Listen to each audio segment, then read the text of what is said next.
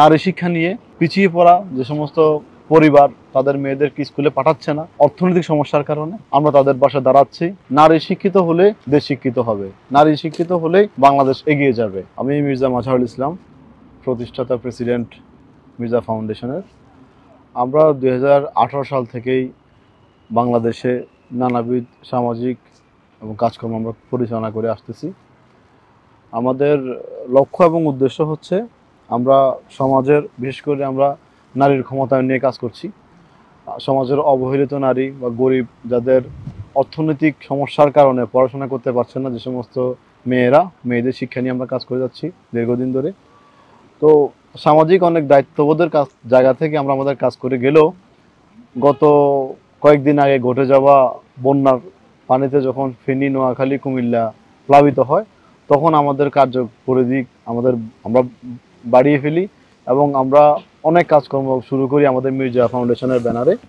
প্রাথমিকভাবে আমরা রেস্কিউ কর্মকাণ্ড, ত্রাণ বিতরণ কার্যক্রম, এরপরে আমরা পুনর্বাসন প্রকল্প আমরা হাত দিয়েছি। আমাদের বিস্তৃতি এখন ফেনী জেলা কেন্দ্রিক হলেও আমরা আমাদের ঢাকা কেন্দ্রীয় অফিস আছে, আমরা এখন ঢাকা থেকে সারা বাংলাদেশের কার্যক্রম পরিচালনা করব, যাতে করে আমাদের মূল মোটো হচ্ছে স্বনির্ভর এবং অসাম্প্রদায়িক বাংলাদেশ গঠনে যা যা করা লাগে আমরা করে যাচ্ছি। আমাদের এক্সিকিউটিভ কমিটি আছে, সারা বাংলাদেশে আমরা কমিটি দিচ্ছি, যাতে করে জেলা, থানা এবং প্রত্যন্ত অঞ্চলে আমরা আমাদের সেবাটা সবার ঘর দোড়ায় পৌঁছে দিতে পারি। 5ই আগস্ট সরকার পতনের পর সারা বাংলাদেশের ট্রাফিক থেকে শুরু করে সব জায়গায় যখন একটা অসঙ্গতি তৈরি হয়, আমরা মির্জা ফাউন্ডেশন বাংলাদেশের পক্ষ থেকেই ফেনীতে এবং ঢাকাতে আমাদের স্বেচ্ছাসেবীরা আমরা ট্রাফিক সিগন্যালে কাজ করি।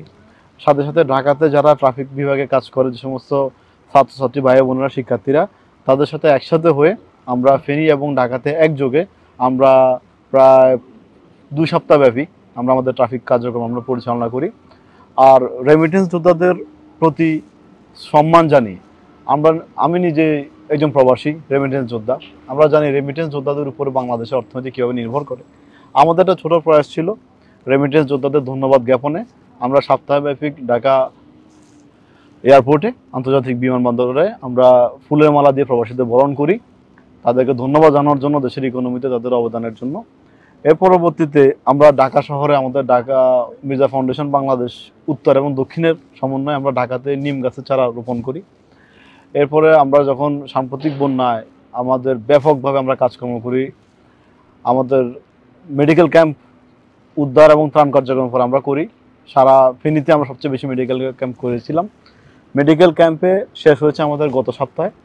আমাদের আগামী মঙ্গলবার থেকে আমাদের শুরু হচ্ছে আমাদের পুনর্বাসন প্রকল্প। এই পুনর্বাসন প্রকল্পে আমরা 50টা পরিবারকে আমরা চিহ্নিত করেছি মাঠ পর্যায়ে গিয়ে।